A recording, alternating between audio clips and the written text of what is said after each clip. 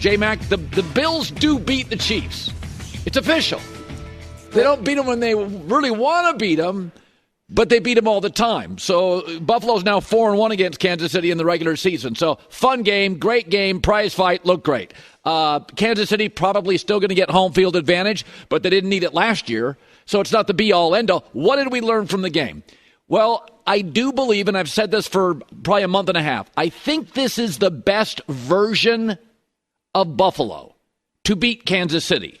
They were missing 3 starters offensively, and they still had 366 yards, scored 30 points, were great on third down. They dominated the game. This is the best version of Buffalo. They were missing a great tight end.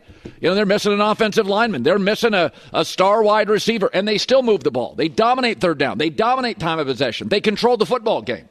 And so I think this is the absolute best version of Buffalo.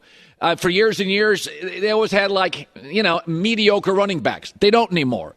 They would have no number one receiver, or if they did, Stephon Diggs, you liked him, but it got dramatic. Amari Cooper's quiet, volume, makes plays, never hear a peep. It's it just works. Buffalo's not a flashy team. They have a incredibly dynamic quarterback, but it is a middle-class, tough, blue-collar, punch in the mouth, play physical, jump on picnic tables. That's what it is. That's even the Jim Kelly teams and the Josh Allen teams. You had a great quarterback that can make amazing things happen, but it's a tough town, tough people, a way to win. They like to play at home. They use the weather and their toughness to their advantage.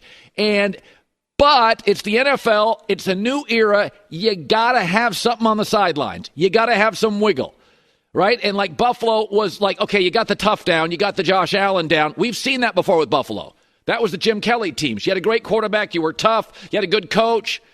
And but this team now is got more offensive weapons, so Josh Allen doesn't have to put the cape on all the time. This version of Buffalo I like.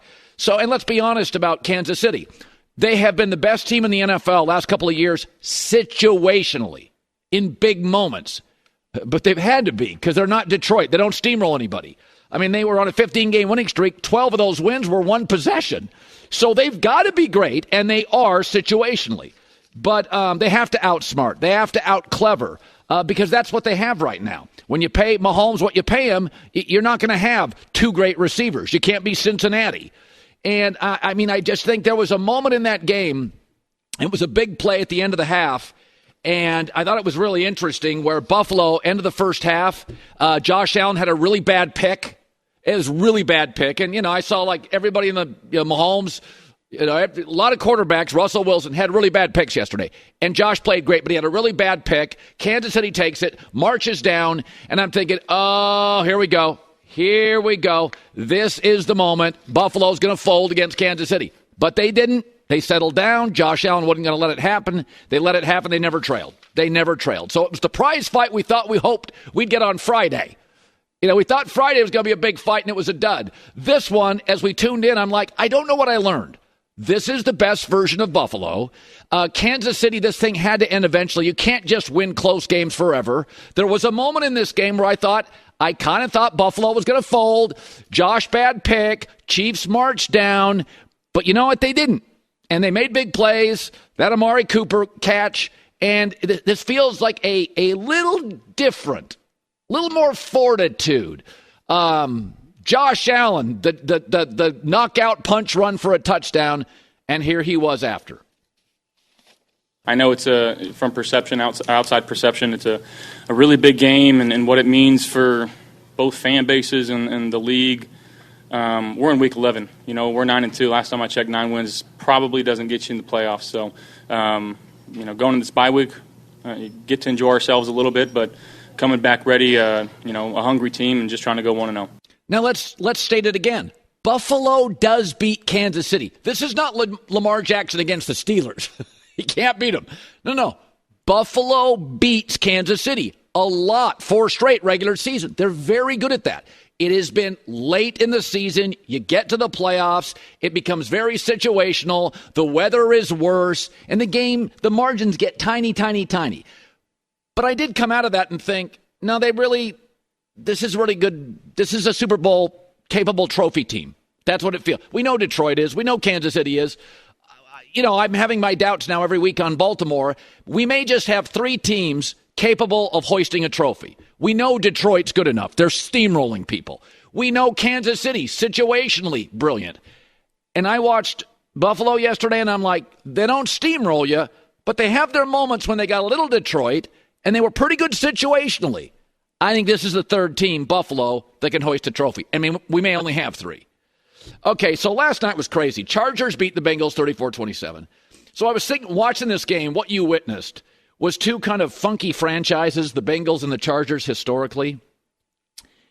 And what you saw in the first half was a quarterback put on a clinic. And then what you saw in the second half was the other quarterback put on a clinic. In the first half, Justin Herbert was insane, 240 yards.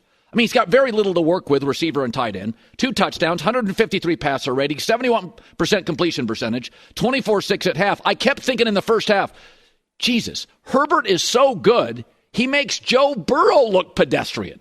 He was that good in the first half, just absolutely on fire. And then in the second half, Joe Burrow may have been better. Joe Burrow was so good in the second half, I thought, good God, Joe Burrow was so good, he makes Justin Herbert look pedestrian. It was MJ against the Blazers. Burrow made 2 or 3 of the best plays I've seen a quarterback make all year. 3 touchdowns, no picks, 273 yards, 104 passer rating. Now, he's got more stuff to work with. But what you're looking at with Herbert and Burrow, they're similar in some ways, smart guys, but Herbert's a power quarterback. He's a bigger, stronger power thrower. Joe is got a little better touch, a little more clever, can be a little bit more creative. They're both unbelievable.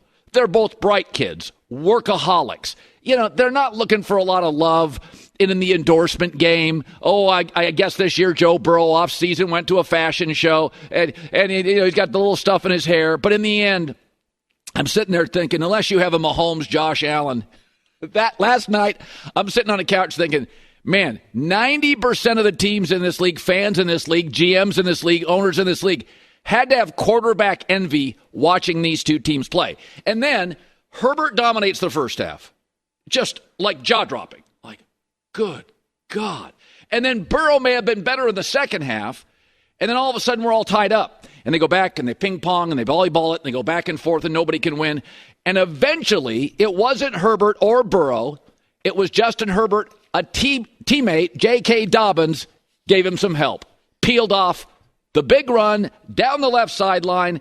This is a game the L.A. Chargers, the San Diego Chargers, the Carson Chargers would have lost the last 40 years. And somehow Harbaugh and Herbert, great coach and quarterback, never wobbled. Never wobbled. You know it and I know it. There's a term called chargering. And I'm sitting there watching this, and I'm like, no. I saw this happen 7 times last year. I don't want to see this. I'm getting, it was nothing against Joe Burrow. He was incredible. But I thought to myself, they're going to lose this thing, aren't they? And they didn't. And they're not going to. Because that's what Harbaugh and Herbert, you know it. You said it for years. God, you could just get Justin Herbert, the coach, and the culture. If you could just get Justin the protection. And they have, and they have, and they have, and they won. And here's the coach after. Guys just don't, didn't flinch, didn't buckle, didn't even stumble. Just kept right at it and responded. I've been to this movie a few times, so I know what it looks like. And yeah, there's nobody we'd rather have. We just feel like we got the right guys. Listen, the Chargers still they're not quite Buffalo. They still need, to me, another playmaker or 2 offensively. The Bengals need more defense. But the Chargers are very close to being exceptional. And maybe Ladd McConkey grows. They'll have to be totally healthy. They're not deep enough yet where they can be missing, like Buffalo, 3 offensive starters and still get almost 400 yards against the Chiefs. But that win wasn't about the yards, and it was about a game they dominated. It evaporated. It was tied. Burrow was on fire. That game was a loss the last 40 years. And there was something about resilience, a little old word moxie, toughness mentally, not just physically, and they pulled it out. That, for a Charger fan, it felt like it's a new day. Same roster as last year, overwhelmingly. Totally new team. Totally new vibe. Totally new feeling. And I want to say this, in a losing effort, Burrow was insane. I mean, some of those throws Joe Burrow made were as good a plays as I've seen all year. That includes Mahomes, Lamar, Justin, Jalen Hurts. I mean, he was just spitting. I mean, some of these throws don't even, just everything worked. Everything clicked. The real winner beyond the Chargers last night was fans. That was a great showcase, an incredible showcase of what a great quarterback can do to a franchise. Because Cincinnati's been cheap forever, and the Chargers have been funky forever. And instead you got a great game. One team dominates one half, one dominates the other. And then in the end, Harbaugh, Herbert figure out a way to pull out a W.